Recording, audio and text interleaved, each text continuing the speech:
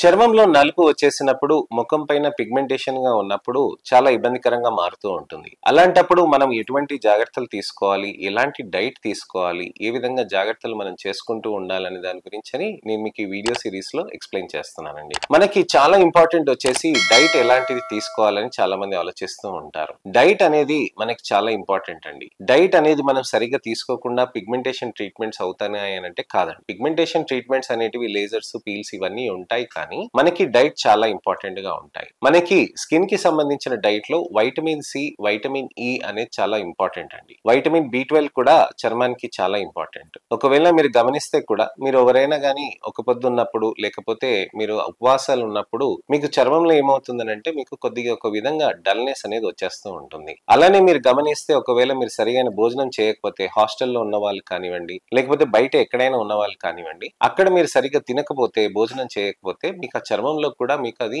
వెలుగు అనేది తగ్గిపోతూ ఉంటుంది. గ్లో ఇన్ ద స్కిన్ అని అంటారు కదా, డల్నెస్ వచ్చేసింది అని అంటారు కదా, డల్ అండ్ డ్రై స్కిన్ వచ్చేసింది అంటారు కదా, ఇలా ఉంటుంది అనమాట. సో డైట్, వాటర్ అనేది చాలా ఇంపార్టెంట్ అండి మనకి చర్మంలో నిగారింపు ఉండటానికని. డైట్ ఏ విధమైన డైట్ తీసుకోవాలి అని చాలా మంది అడుగుతూ ఉంటారు. Vitamin B12, vitamin C, vitamin E rich ఉన్న ఫుడ్స్ తీసుకోవాలి. వైటమిన్ సి రిచ్ ఉన్న ఫ్రూట్స్ ఏమేమి ఉంటాయి అని అంటే సిట్రస్ ఫ్రూట్స్ అండి. ఆస్కార్బిక్ యాసిడ్ అనేది యాక్టివ్ కాంపోనెంట్ ఉంటాయి సిట్రస్ ఫ్రూట్స్ లో. సిట్రిక్ యాసిడ్ కూడా మనకి ఎక్కువగా ఉంటుందండి సిట్రస్ ఫ్రూట్స్ లో. అయితే ఈ సిట్రస్ ఫ్రూట్స్ లో మనకి ఇది ఎక్కువ ఉంటాయి, సిట్రిక్ యాసిడ్, ఆస్కార్బిక్ యాసిడ్. ఇవి వైటమిన్ సి యాక్టివ్ ఫార్మ్స్ అనమాట. అంటే ఇవి ఈజీగా అబ్జార్బ్ అయ్యి ఆ తర్వాత మనకి చర్మం లోపలికి కూడా ఎక్కువ రీజువినేషన్ చేస్తూ ఉంటుంది. వైటమిన్ సి కేవలం చర్మానికే పని చేస్తుందా అని అంటే కాదండి. వైటమిన్ సి అనేది మొత్తం శరీరానికి చాలా ఇంపార్టెంట్ అనమాట. అయితే వైటమిన్ సి ఎక్కువగా తీసుకుంటూ ఉంటే మన చర్మానికి కూడా బెనిఫిట్ వస్తూ ఉంటుంది. కొంతమంది వెజిటేరియన్స్ కి ఈ vitamin B12, vitamin C, vitamin E absorptions అనేటివి తగ్గిపోతూ ఉంటాయి. పేగుల్లోంచి డైజెషన్ అయ్యి మంచిగా తగ్గటానికని వైటమిన్ సి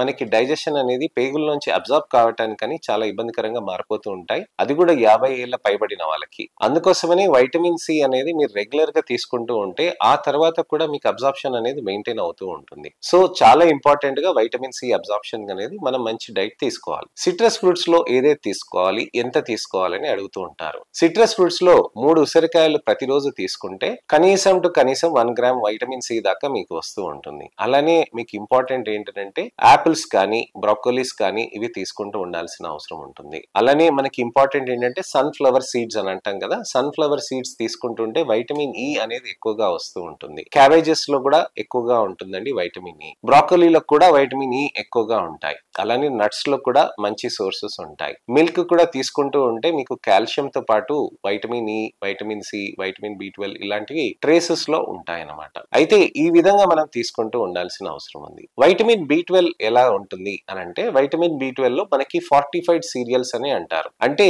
ఈ సీరియల్స్ లో మనకి ఐరన్, ప్రోటీన్ ఇవన్నీ యాడ్ చేసినవి కొన్ని ఉంటాయి. ఇవి క్వాలిటీ బేస్డ్ సీరియల్స్ అనేటివి మనం అంటూ ఉంటాం. సో క్వాలిటీ బేస్డ్ సీరియల్స్ అవి తీసుకోవటం వల్ల మనకి వైటమిన్ B12 సప్లై అనేది కూడా పెరుగుతూ ఉంటుంది. నాన్ వెజిటేరియన్స్ లో మటన్ లివర్, ఫిష్ అనేటివి మంచి సోర్సెస్ ఆఫ్ వైటమిన్ B12 అండి. అయితే మనం ఒక 4 ముక్కలు మటన్ లివర్ తీసుకుంటే నెలకు సరిపడంత వైటమిన్ B12 సప్లై అనేది మనకి జరుగుతూ ఉంటుంది. సో ఈ విధంగా డైట్ లో మనకి మార్పులు చేసుకుంటూ చర్మంలో మనకి మంచిగా నిగారింపు తీసుకురావటానికని మనకి ఆస్కారం ఉంటుందండి. అయితే ప్రతిరోజు మనం ఈ డైట్ తీసుకోవాల్సిన అవసరం ఉంటుందండి. వెరైటీ ఫ్రూట్స్ తీసుకోవాలండి, వెరైటీ వెజిటబుల్స్ కూడా తీసుకుంటూ ఉండాలి. బీట్రూట్స్ లో చాలా పవర్ఫుల్ యాంటీ ఆక్సిడెంట్స్ ఉంటాయండి. అలానే క్యారెట్స్ లో కెరటినాయిడ్స్ అని ఉంటాయి. వైటమిన్ ఇ అవి కూడా అవైలబుల్ ఉంటాయి. ఈ కెరటినాయిడ్స్, వైటమిన్ ఇ తోటి కూడా మనకి చర్మంలో మంచి కొల్లాజన్ అనే సింథసిస్ అనేది అవుతూ ఉంటుంది. బీట్రూట్ లో మంచి యాంటీ ఆక్సిడెంట్ అనేది మన చర్మంలో మంచిగా ఆక్సిడేషన్ ఉన్నది, అంటే మన చర్మంలోకి